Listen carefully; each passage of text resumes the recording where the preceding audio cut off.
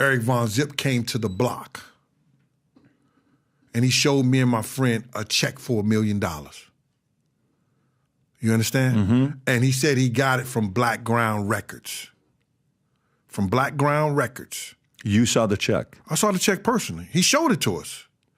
And I was like, when he left, we was like, yo, we didn't think about the 2Pac shit, and that shit wasn't big back then. But we like, when he get a record label, he said he sold it for a record label. So I said, follow the money. I'm saying that now. The fact is, if Puff did that, and that dude cashed a check for $1 million, because he had to put it in somebody's account. It was written out to him. Where did he get it from, and who gave it to him, and why? Literally, Daily Mail story. Rob, if you want to pull it up. Diddy is named 77 times in Tupac Shakur's murder documents after gangster Dwayne Keith Davis accused him of paying $1 million for the hit. This is 6 hours ago, 8 hours ago that just came out, right?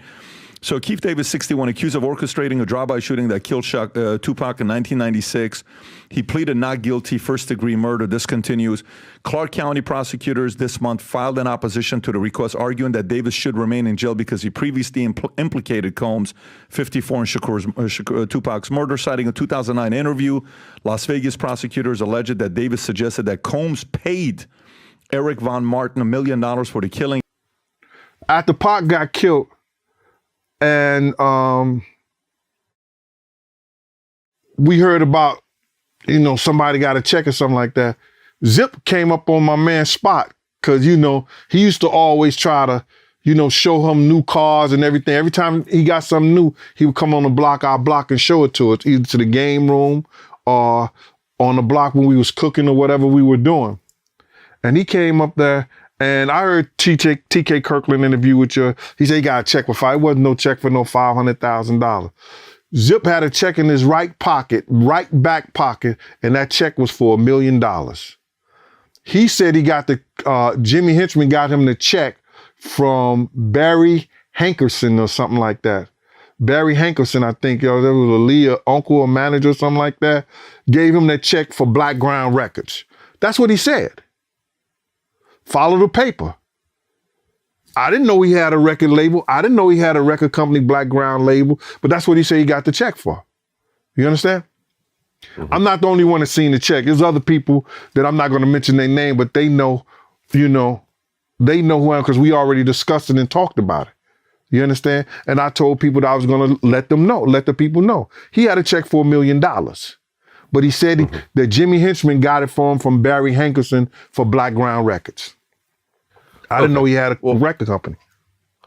Well, ultimately, Keefy D and them never got the check, which in the grand scheme of things probably worked out best if Puff actually did write a check for that, because otherwise you'd be connected to that situation. So, Eric Von Zip keeping the money kind of shielded everyone from the situation in its own. So he's a savior type of way. Yeah, in a way. In a he's way. a savior. Yeah, and rest in peace, Eric Von Zip. He ended up passing away some years later, I think, from cancer. Right. So whatever stories Zip has essentially died. But that's crazy. That cancer, that cancer didn't show up until after he got shot. September 7th, 1996, Las Vegas. Tupac was shot. 6 days later, the world would lose one of the most powerful voices. For decades, the case stayed unsolved, and with silence comes speculation. Years later, Keefy D would publicly claim that $1 million hit had been placed on Tupac's life. And inside that claim, one name surfaced repeatedly: Eric Von Zip.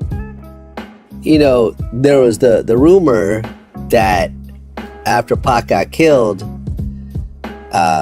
Puffy gave Zip $1 million that was supposed to be handed over, and Zip ended up keeping it. But here's where the story meets reality. No verified bank records, no confirmed transaction history, no courtroom evidence tying Zip to any payment. Only testimonies, conflicting versions, and decades of street mythology. And he passed away in 2012. But what remains unproven, any direct role in Tupac's murder, any verified transfer of money, any documented employment as an official bad boy security. In the criminal law, claims without documentation don't hold weight. You need money trails, sworn testimonies, or physical proof. And that's the space where Von Zip's name still lives, between history and rumor.